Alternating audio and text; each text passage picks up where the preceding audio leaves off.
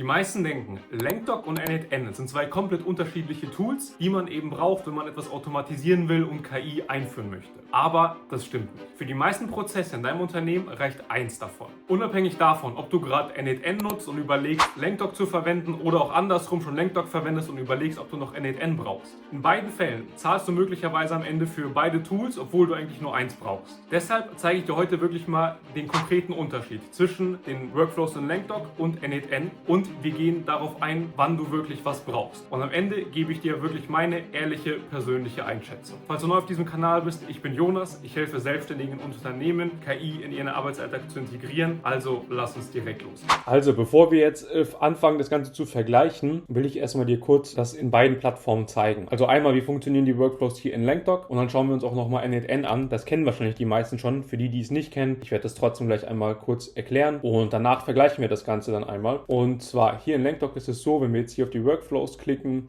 dann öffnet sich hier erstmal so eine Art Übersicht von eben schon mal erstellten Workflows und ich kann hier zum Beispiel mal einen öffnen und hier siehst du eben, wie das aussieht. Das habe ich auch mal in einem Video gezeigt, diesen Workflow, und zwar macht er eben Folgendes: Wenn eine neue E-Mail kommt, wird eben geschaut, ob in dem Betreff das Wort Rechnung oder Invoice steht und dann wird dieser E-Mail ein Label hinzugefügt und somit werden dann die E-Mails sortiert. Das ist wirklich mal ein ganz, ganz einfacher Workflow, den ich mal in einem Video gezeigt habe, um einfach das Konzept hier mal zu vermitteln. Aber so funktionieren im Endeffekt alle Workflows, ja. Du hast eben einen Trigger, der kann zeitlich sein, der kann aber auch ein Event sein. Das heißt, in dem Fall ist es jetzt über eine Integration. Du siehst aber, es kann auch über eine Webhook laufen, über ein Formular. Es kann auch immer zu einer bestimmten Uhrzeit laufen oder auch manuell oder eben über eine Integration. Und damit wird dieser Workflow getriggert und dann wird eben was ausgeführt. Ja? Und was bedeutet ausgeführt? Also gibt ja mal hier so eine Übersicht, was gibt es dort alles in LangDoc. Entweder wir können hier schon so vorgefertigte Funktionen nutzen, zum Beispiel Bildgenerierung, Schleife, eine Bedingung, eine HTTP-Anfrage oder die Websuche starten, also quasi so ganz allgemeine Funktionen oder hier in Dateien irgendwas zu suchen, eine Benachrichtigung senden. Dann ist der nächste Bereich Agenten, das heißt, wir können einen Agenten hier einbinden in einen Workflow, das heißt, eine E-Mail kommt, wird an den Agenten weitergeleitet, der beantwortet sie basierend auf seinem Wissen und gibt eine Antwort irgendwie aus, funktioniert auch, oder wir fügen eben eine Integration hinzu. Das heißt, wir können eigentlich jedes Tool, was hier in LangDoc zur Verfügung steht, hier anbinden und dann zum Beispiel sagen, okay, ich will, dass der in Google Sheets was macht und dann kann ich hier konkret auswählen, welche Aktion er in Google Sheets machen soll. Zum Beispiel ein neues Tabellenblatt erstellen, eine neue Reihe erstellen, wie auch immer. Einfach mal so für dich zur Übersicht. Das heißt, entweder wir haben einen Agenten, der etwas macht, wir haben hier so eine allgemeine Funktion, die man eben braucht, zum Beispiel mal eine Bedingung oder sowas, oder wir haben eben eine Integration, also ein Tool, was wir ansteuern, dann wird in diesem Tool etwas ausgeführt und das kann man natürlich jetzt aufeinander aufbauen und stapeln, wie man auch möchte und das immer weiterdenken und das wirklich hier riesig gestalten, aber das erstmal so als Konzept. Hier siehst du das eben auch nochmal vereinfacht.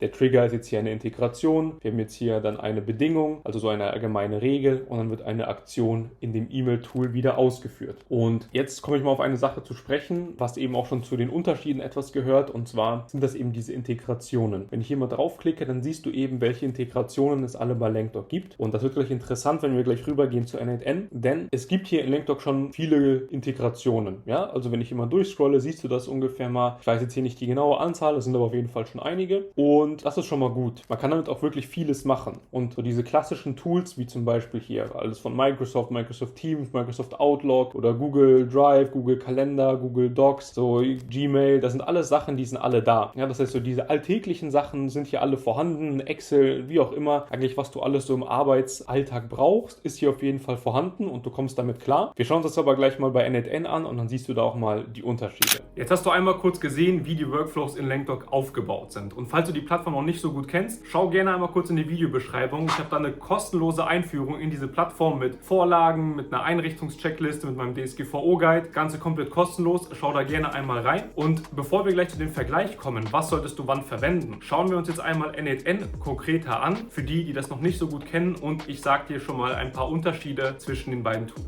Damit kommen wir jetzt einmal zu n8n und ich habe hier einfach nur mal die Website geöffnet, weil ich finde, finde, dass das etwas besser darstellt, als wenn ich jetzt ins Tool direkt reingehe, weil wir hier immer nochmal so eine bessere Übersicht haben. Die das nicht kennen, n8n ist ein super Automatisierungstool und wahrscheinlich sogar aktuell auf dem Markt das Automatisierungstool, womit eigentlich alle arbeiten. Siehst auch wirklich viele große Unternehmen arbeiten damit, weil es einfach wirklich super, super gut ist und das hat mehrere Gründe. Und zwar siehst du hier, wie das aussieht, wenn du jetzt n8n öffnest. Ja? Für manche wirkt das immer so ein bisschen vielleicht kompliziert oder überfordernd, deswegen zeige ich es hier mal so einfach ganz allgemein über die Website und so sehen aber solche Workflows dann aus, wenn du eben n8n direkt öffnest und daran arbeitest. Das heißt, du siehst, es ist mehr oder weniger ähnlich wie an eigentlich jedem Automatisierungstool. So, das meine ich mit, das kann mal etwas komplizierter aussehen, aber du hast auch hier zum Beispiel immer so eine Art Trigger und hast dann eben verschiedene Funktionen. Das ist hier auch so eine Art Bedingung, die hier dann läuft. Du hast hier verschiedene Aktionen, auf die dann zum Beispiel auch ein Agent zugreifen kann. Das heißt, wir haben auch hier KI-Agenten, die dann Aufgaben ausführen können. Und dann haben wir hier verschiedene Requests, die dann laufen. Das Ganze kann auch so aussehen. Das siehst du auch hier zum Beispiel Google Sheets. Wir können direkt auch Aktionen in Google Sheets ausführen, so wie du es auch eben gesehen hast. Und ich scroll hier einmal weiter. Was du jetzt hier siehst, ist eben die Anzahl der Integrationen. Und das ist wahrscheinlich mit der größte Vorteil, ist eben die Anzahl der Integrationen. Wenn ich hier einmal auf Product gehe und auf Integrations, dann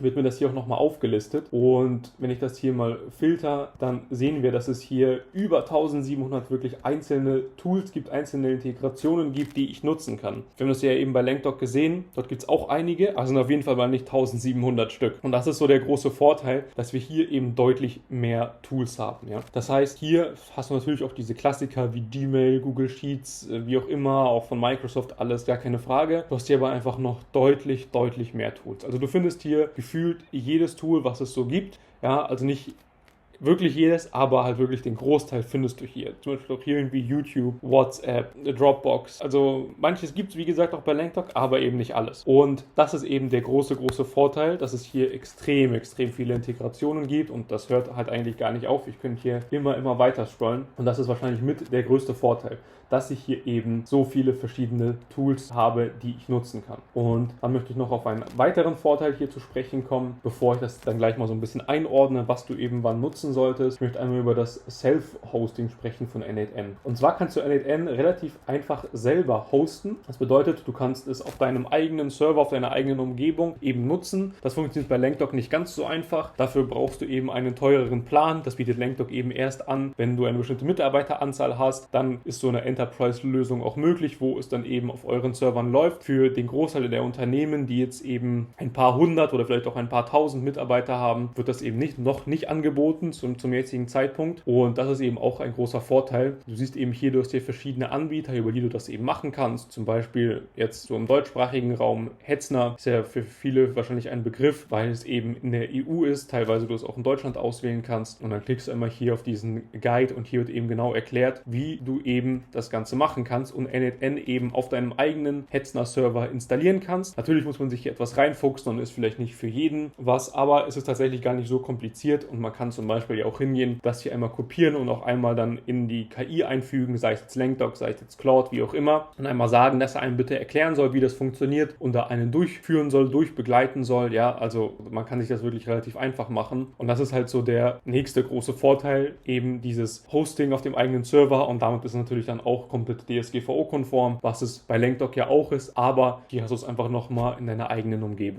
Jetzt hast du, glaube ich, ganz gut gesehen, was LangDoc kann und was n8n eben kann. Und ich habe schon ein paar Unterschiede erwähnt, die eben einen großen Unterschied machen. Jetzt kommen wir aber wirklich mal zu meiner Einschätzung, also wirklich zu meinem persönlichen Fazit, auch basierend auf meiner Erfahrung in den letzten Jahren. Denn ich habe jahrelang mit n8n gearbeitet, aber auch viel mit LangDoc gearbeitet, bei meinen Kunden, bei den Unternehmen eingeführt. Und wir sprechen jetzt mal wirklich konkret, was solltest du wann verwenden. Damit kommen wir jetzt mal zu meiner Empfehlung, was solltest du eben wann nutzen. Ich habe hier nochmal so ein schönes visuelles Bild rausgesucht hier von n8n, wie das Ganze eben aussieht, wie so ein Workflow aussehen kann. Hier unten auch mit einem Art Chat und hier auch nochmal ein tieferer Einblick in ein paar Logs von dem KI-Agenten da drin. Und jetzt meine Empfehlung. Also ich glaube, für viele Leute, die technisch vielleicht auch noch nicht so ganz affin sind und jetzt nicht die allerkompliziertesten Sachen automatisieren wollen, die sind mit LangDoc wirklich gut aufgehoben. Ja, wenn ich hier nochmal rüber wechsle, hier LangDoc mit den Integrationen, da kannst du schon vieles machen. Also ich sag mal so, diese alltäglichen Sachen wie eine E-Mail kommt rein, soll zusammengefasst werden vom KI-Agenten oder eine E-Mail kommt rein soll beantwortet werden vom KI-Agenten. Oder jeden Tag soll einmal geguckt werden, was steht im Kalender und dann soll mir das einmal zusammengefasst werden. Diese alltäglichen Workflows, so wirklich im Arbeitsalltag, auch mit diesen Arbeitstools wie E-Mail, Kalender und so weiter. Damit bist du hier wirklich gut aufgehoben und kannst ebenso für diesen Arbeitsalltag wirklich extrem vieles machen und brauchst eigentlich erstmal nicht mehr. Der große Vorteil ist auch eben, dass es nicht so kompliziert ist. Wenn du jetzt hier so einen neuen Workflow erstellst, damit kommst du deutlich leichter am Anfang zurecht als jetzt bei N8N. Das heißt, die Einstiegshürde ist auf jeden Fall geringer und für diese ganzen alltäglichen Arbeitsabläufe bist du hier wirklich gut aufgehoben. Wenn es jetzt aber darum geht, wirklich komplizierte Workflows zu erstellen, dann musst du früher oder später zu N8N greifen. Der eine Grund sind eben die Integrationen. Du hast hier deutlich mehr Integrationen als bei LangDoc und ja, du kannst bei LangDoc auch Custom Integrations hinzufügen und eben dann noch weitere Tools hinzufügen. Das ist aber deutlich mehr Arbeit. Bei N8N gibt es diese ganzen Tools schon direkt. Das heißt, wenn du irgendwelche Tools hast, die es bei LangDoc nicht gibt und du willst sie aber gerne nutzen, dann kannst du rübergehen zu N8N. Die muss aber bewusst sein, dass die Einstiegshürde etwas größer ist, du etwas mehr Zeit brauchen wirst, um eben da reinzukommen, um das Tool kennenzulernen und zu verstehen. Wenn du das aber geschafft hast, dann wirst du hier deutlich mehr machen können. Und auch nochmal so ein wichtiger Hinweis, vielleicht für den einen oder anderen ganz interessant, du kannst auch einen KI-Agenten, der in LangDoc ist, über einen solchen N8N-Workflow halt auch ansteuern. Das kann ich gerne mal in einem anderen Video erklären. Also wenn das interessant ist, gerne einfach mal einen Kommentar schreiben. Aber das kann man zum Beispiel auch über die LangDoc API machen. Das heißt, ich kann mir einen N8N-Workflow bauen, aber auch einen KI-Agenten von LangDoc da drin nutzen. Also das heißt, du siehst, es ist kein Entweder-Oder, man kann auch beides zusammen in Kombination verwenden. Wie gesagt, gerne einen Kommentar schreiben, wenn ich das mal genauer erklären soll. Aber so viel erstmal zu meiner Einschätzung. Das war's mit diesem Vergleich. Wenn das Video einen Mehrwert für dich geboten hat, dann lass gerne ein Abo da. Das Ganze ist komplett kostenlos und unterstützt hier meine Arbeit. Wenn du jetzt gerne noch sehen möchtest, wie du in LangDoc wirklich so einen Workflow aufbaust, wirklich Stück für Stück erklärt, dann schau gerne einmal in dieses Video. Dort baue ich einen Workflow wirklich Schritt für Schritt auf. Wir gehen das gemeinsam durch und ansonsten sehen wir uns in einem der nächsten Videos. Bis dahin.